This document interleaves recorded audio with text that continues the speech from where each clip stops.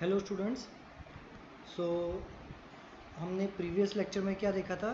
हमने previous lecture में rainbow देखा था कि रेनबो का फॉर्मेशन कैसे होता है। अब ये लेक्चर में हम देखेंगे कि एटमॉस्फेरिक रिफ्रैक्शन, तो ये एक नेचुरल फिनोमिना है। नेचर में जो एटमॉस्फेयर है वो एटमॉस्फेयर के बेसिकली क्या करता है, एटमॉस्फेयर जो भी सन में से लाइट आती है उस लाइट में ऑटोमेटिकली रिफ्रैक्शन हो जाता है। क्यों होता है और कैसे होता है वो भी देखते हैं, और इस रिफ्रैक्शन की वजह से हमें क्या क्या चीज़ें और नई नई दिखती है वो देखते हैं। जैसे कि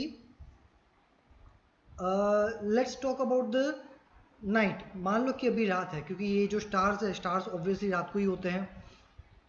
तो रात को क्या होता है कि टेम्परेचर में वेरिएशन होता है। समर में भी होता है, नाइट में भी होता है। ऑलवेज रिमेंबर कि जो ग्राउंड लेवल होता है ना, अर्थ सरफेस के नियर जो भी एयर होती है उसका टेम्परेचर, और जैसे जैसे हम ऊपर जाते हैं और नई नई एयर की लेयर्स बनती जाती है, उन सब दोनों के बीच में टेम्परेचर का वेरिएशन होता है ना। कभी कभी क्या होता है कि ऊपर हवा ठंडी होती है, तो वहाँ से ऊपर से जैसे जैसे तुम नीचे आते हो, मान लो कि आप शिमला मनाली घूमने गए होंगे कभी, तो हमें पता होता है कि वहाँ पे जैसे जैसे ऊपर जाते हैं तो समर होता है, फिर भी वहाँ पे हवा ठंडी होती है, और जैसे हम नीचे आ जाते हैं हमें वापस गर्मी लगने लगती है। तो this is the clear reason कि ऊपर होते हैं हवा में तब हमें ठंडी फील होती है, मतलब वहाँ पे टेम्परेचर कम है। जैसे जैसे हम ग्राउंड सरफेस पे आते हैं वहाँ पे टेम्परेचर ज़्यादा होता है। So we can say that कि जैसे जैसे हम नीचे आते हैं gradually the temperature is increases, gradually the temperature is increases. Temperature increase होने से क्या होता है? तो टेम्परेचर इंक्रीज होने से ये होता है कि एयर जो होती है ना, कहीं पतली होती है कहीं पे थिक होती है ना। मतलब कि रिफ्रैक्टिव इंडेक्स बार बार चेंज हो रहा है। मान लो कि हम ऊपर है, यहाँ पे बहुत ऊपर है, और ये जो है ना यहाँ पे ये ग्राउंड सरफेस है, ठीक है, ये ग्राउंड सरफेस है, ये वाला एरो यहाँ पे एरो के, ये एरो के पास यहाँ पे एक लाइन कंसीडर करो कि ये ग्राउंड सरफेस है। यहाँ पे टेम्परेचर ज़्यादा है और ऊपर है ना यहाँ पे टेम्परेचर कम है। जैसे जैसे नीचे आ रहे वैसे वैसे टेम्परेचर बढ़ रहा है।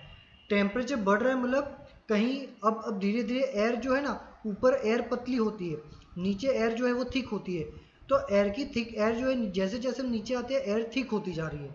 एयर थिक होती जा रही है, उसका मतलब क्या कि रिफ्रैक्टिव इंडेक्स बार बार चेंज हो रहा है। यहाँ पे आपका मीडियम जो है वो रेयर है, और जैसे जैसे नीचे आ रहे हैं वैसे, अरे ऊपर जो है वो रिफ्रैक्टिव इंडेक्स डेंस है और नीचे हमारा रिफ्रैक्टिव इंडेक्स मीडियम जो है रेयर है। तो यहाँ पे हवा पतली होती है, पतली है मतलब कि वो रेयर मीडियम है। यहाँ पे हवा मोटी होती है मतलब कि वो डेंस मीडियम है। तो जैसे जैसे नीचे आ रहे हैं वैसे वैसे हम रेयर टू डेंस आ रहे हैं। कैसे आ रहे हैं हम? रेयर टू डेंस आ रहे हैं, मतलब कि जैसे जैसे हम नीचे आएंगे हमारा रिफ्रैक्टिव इंडेक्स इंक्रीज हो रहा है। जैसे जैसे हम नीचे आ रहे हैं हमारा रिफ्रैक्टिव इंडेक्स कैसा हो रहा है? इंक्रीज हो रहा है।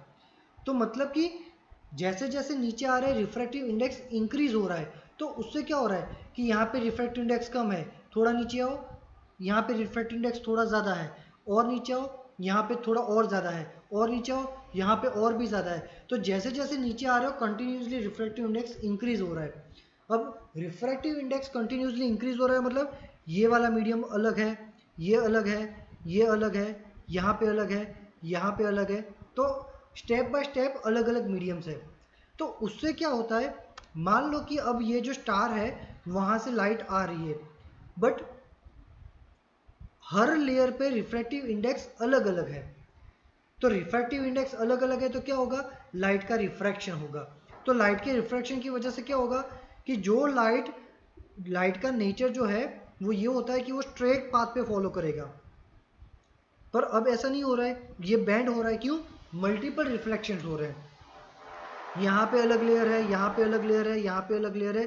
तो बार बार लेयर्स चेंज होने की वजह से लाइट जो है बार बार रिफ्रैक्ट कर रही है, तो इसलिए वो धीरे धीरे करके लाइट ऐसे मुड़ जाती है।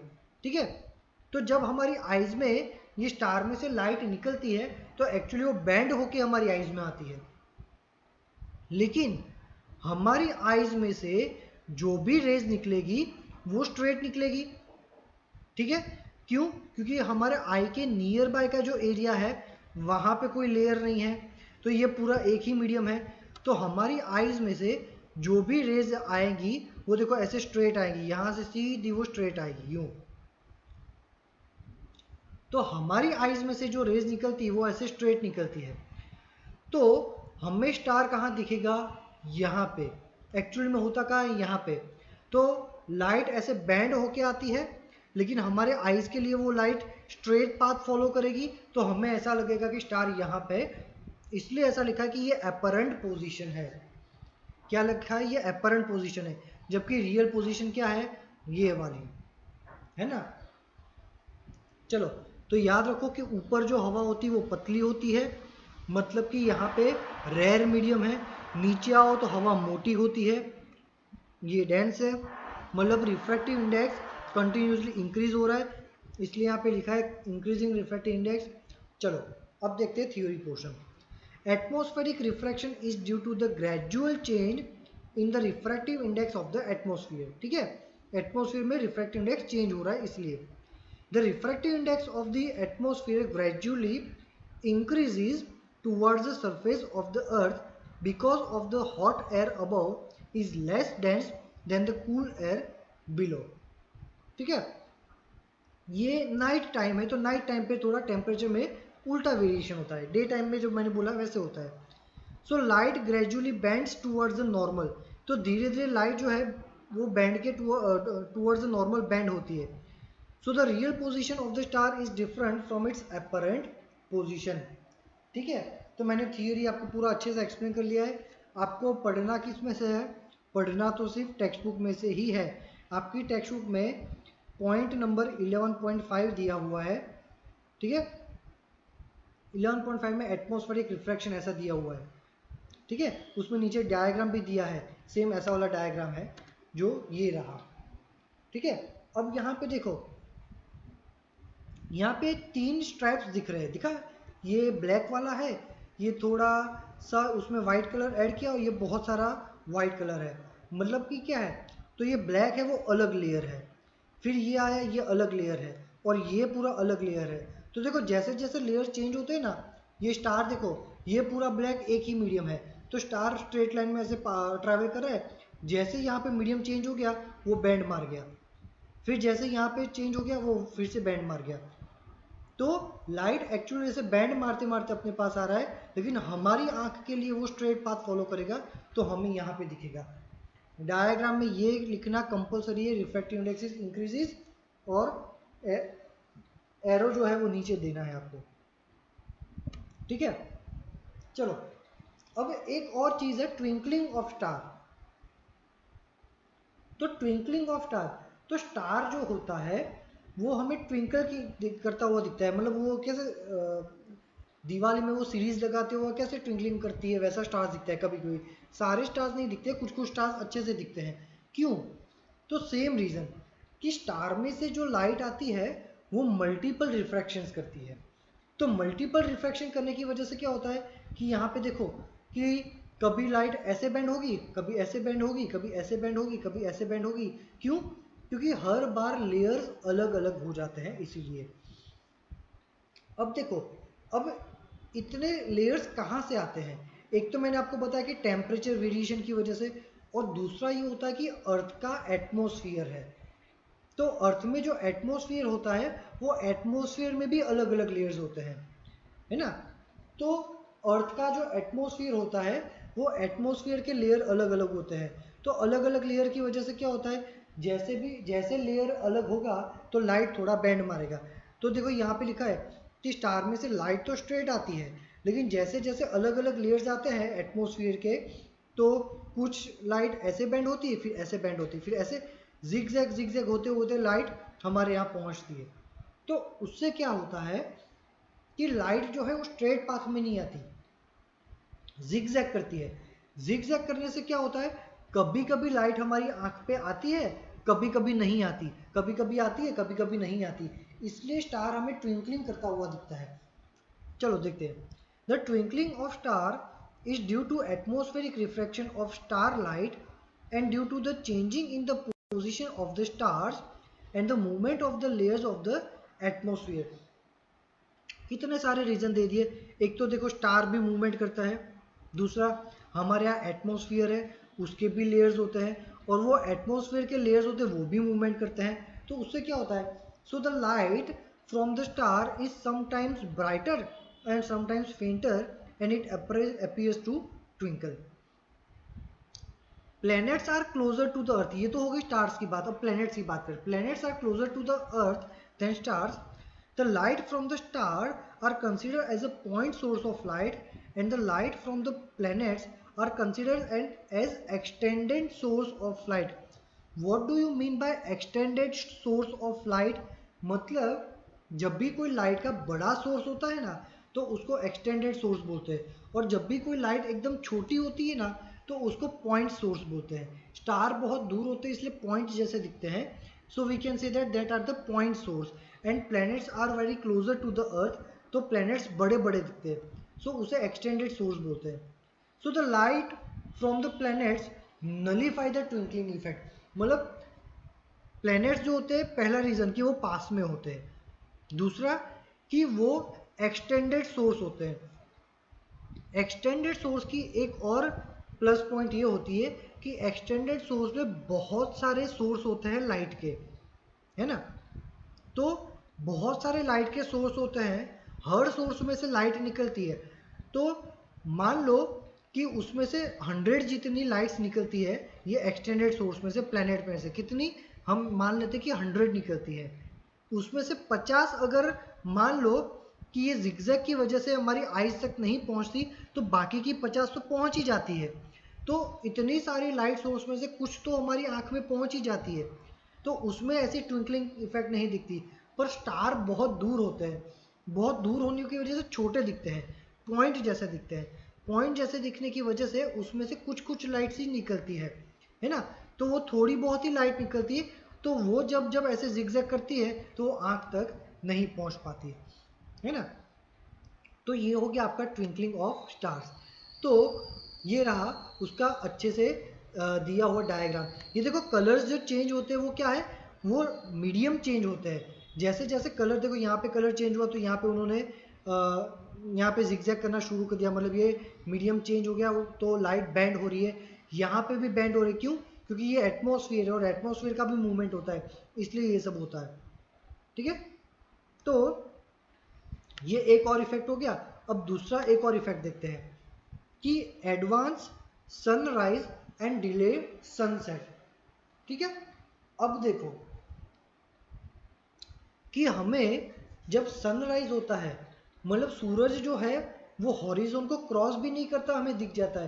तो ये हॉरिजॉन क्या होता है, देखो ये जो वाइट कलर का स्फीयर है ना वो हमारा अर्थ है, ठीक है, और जो येलो कलर का स्फीयर है ना वो उसका एटमॉस्फियर है. Ready, now we are talking about the horizon. Means कि what is horizon, the line which is an imaginary line. हाँ, ये इमेजिनरी लाइन होती है. An imaginary line which is passing from the top most surface of the earth, और we can say the tangent of the top most surface of earth is known as a horizon. Earth की ये जो सबसे ऊपर वाली surface होती है उसमें से जो ये ऐसी हॉरिजॉन्टल लाइन ड्रॉ करोगे स्ट्रेट, उसको हॉरिजॉन बोलते हैं. जब हमारा सन एक्चुअली में हॉरिजॉन के ऊपर आ जाता है ना तो ही हम ऐसा कह सकते हैं कि सनराइज हो गया.